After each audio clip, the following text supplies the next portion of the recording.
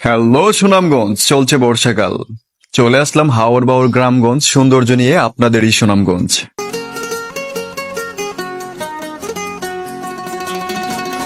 চলছে বর্ষাকাল, প্রাকৃতিক সৌন্দর্যের ঋতু এই বর্ষাকাল।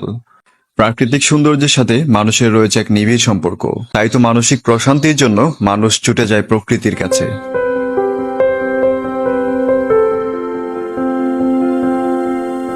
বর্ষাকালেই তো বাংলার প্রকৃতির আসল রূপ। প্রাকৃতিক সৌন্দর্য ফুটে ওঠে এই বর্ষাকালে। এই বর্ষাকালে আমরা প্রকৃতিতে হারিয়ে যাই। তাই যারা এখনো আসেননি, খুব শীঘ্রই চলে আসুন সুনামগঞ্জের এই নীলাদ্রি লেকে।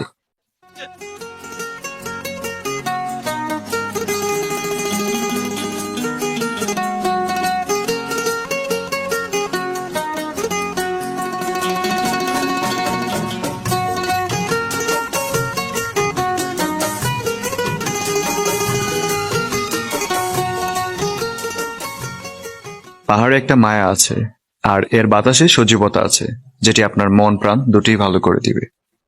বর্ষা মৌসুমের কোনো এক বৃষ্টি ভেজা দিনে কাঙ্ক্ষিত সেই প্রিয়জনকে কাছে পেলে বলে দেওয়া যায় হৃদয়ের কোণে জমিয়ে রাখা সব কথা। সেই বৃষ্টি ভেজা পায়ে সামনে এলে হায় ফোটে কামিনী।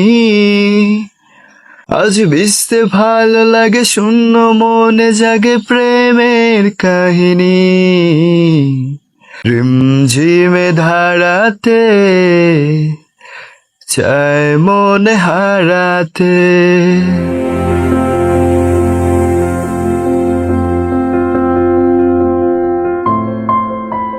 নীলাদ্রি লেক পর্যটন স্থানটি চুনাপাথরের পরিত্যক্ত খনির লাইমস্টোন লেক। সুনামগঞ্জ জেলার তাহিরপুর উপজেলার উত্তর শ্রীপুর ইউনিয়নের টেকেরঘাট নামক গ্রামে নীলাদ্রি লেকের অবস্থান। এই লেকের প্রকৃত নাম শহীদ সিরাজি লেক, কিন্তু ভ্রমণ কমিউনিটিতে এই লেক নীলাদ্রি নামেই অধিক পরিচিত। অবশ্য স্থানীয় লোকজন একে টেকেরঘাট পাথর কোয়ারি নামে চেনে। লেকের চমৎকার নীল পানি, ছোট বড় টিলা আর পাহাড়ের সমন্বয়ে নীলাদ্রি লেককে করেছে অপ্রাতিভ সৌন্দর্যের অধিকারী।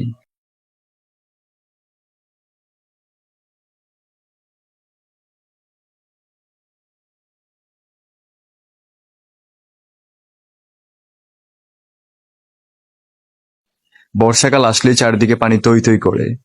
বর্ষাকালে প্রকৃতি তার অপরূপ সৌন্দর্য সেজে ওঠে। বর্ষাকালে সারাদিন বৃষ্টি নেমে থাকে। বর্ষাকালে আকাশে ভেসে বেড়ায় কালো মেঘ, যে মেঘগুলো দেখলে আপনার কোমল হৃদয় শীতল হয়ে যাবে। নীলাদ্রি লেক বা হাওড় এলাকার প্রকৃত সৌন্দর্য দেখা যায় বর্ষাকালে।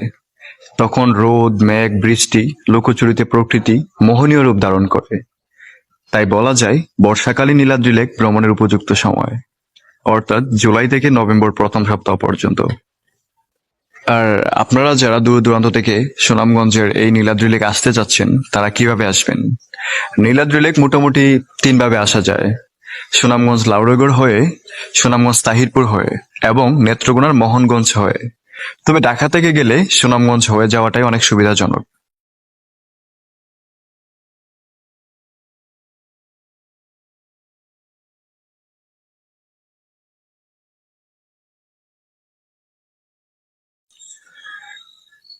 গণনীল জলের এই লেকের একপাশে মেঘালয়ের পাহাড়, তার চারপাশে ছড়ানো ছিটানো পাথর। অনেকে একে বাংলার কাশ্মীর নামে অভিহিত করেন। মোহনীয় এই লেকের পাড়ে একটা দিন তো কাটিয়েই দেওয়া যায়, তাই না?